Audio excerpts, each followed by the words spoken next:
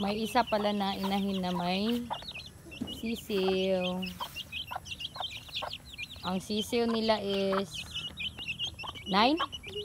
11. Oy. Nasa sisiw na 11, guys. There ain't nothing in this world, nothing in this world like a Philippine girl. There ain't nothing in this world, nothing in this world like a Philippine girl. Hey guys! Welcome back to my channel!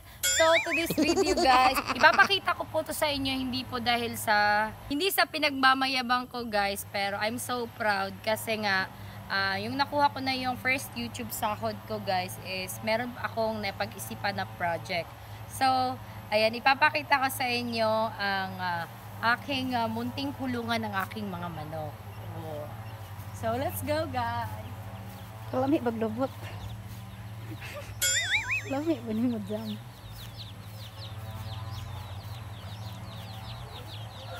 So, ito yung kulungan ng manok ko guys. So, ayan, simpleng-simple lang siya kasi naka-cyclone lang and ang gamit na niyog nito guys, ang gamit na kahoy nito is coco lumber.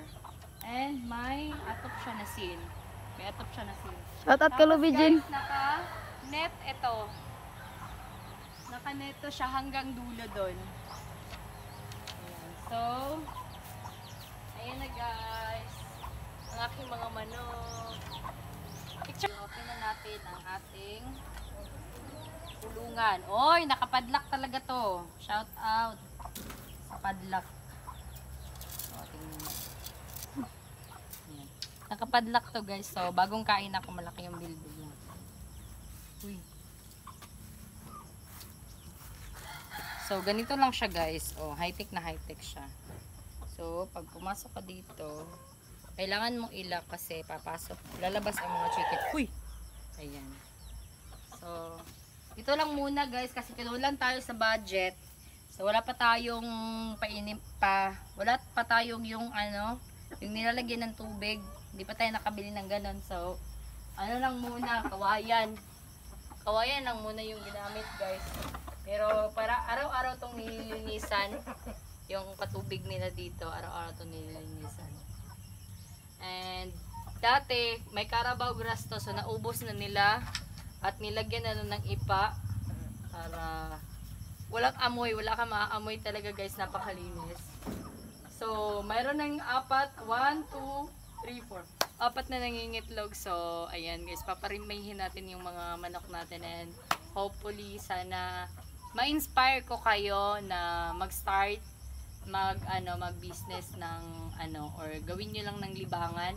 Mag-start kayo mag-business ng mga Bisayang manok or gawin yung libangan para hindi kayo maboard sa panahon ngayon kasi nga kagaya ko na ex-OFW, hindi pa ako makabalik abroad. So, maganda to guys na baka ito na yung start na maging negosyo. Ayan, soon to be. By God's will guys, baka ito na ating umpisa at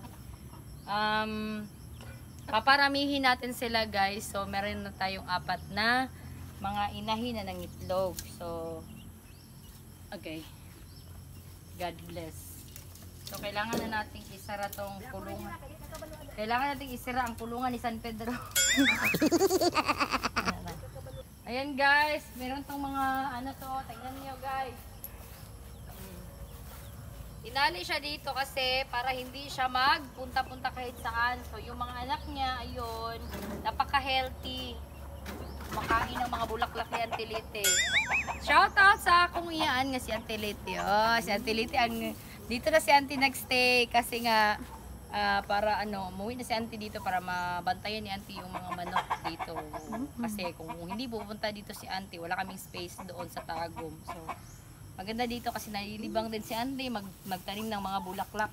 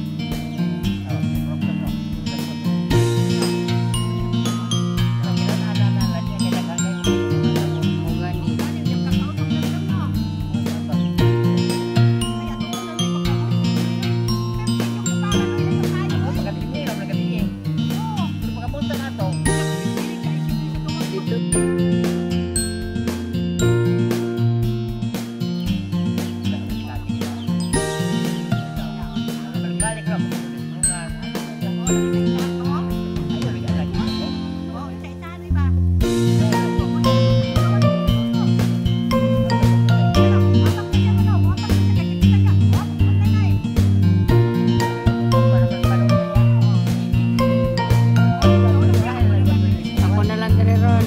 Ako na ang hari dire ron. Kay nga na dyan na din sa grupo sa manok na dyan na sila ulis.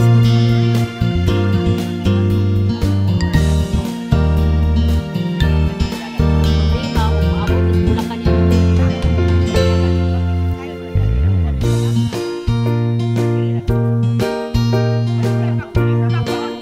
Ha? Okay, no?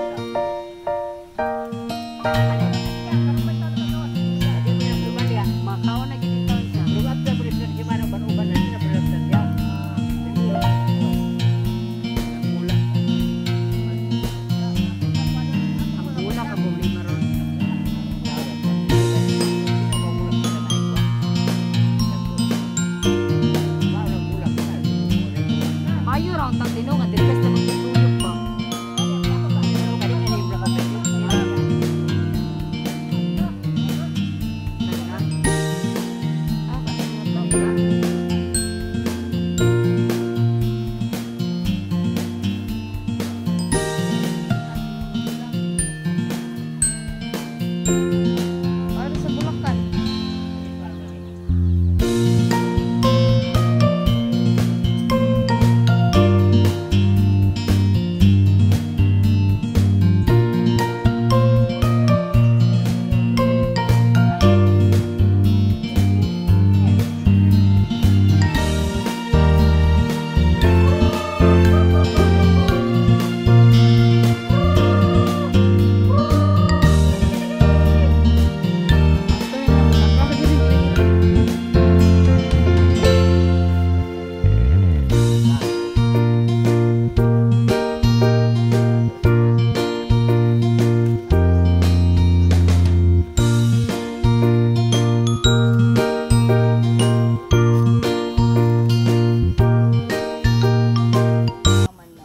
Thank you for watching. I hope you like it my video, guys. Don't forget to like, share, and subscribe. And please click the notification bell para updated kayo sa mga bagong video. So, next vlog ko, guys, is mag-extend kayo ng content para sa mga sis.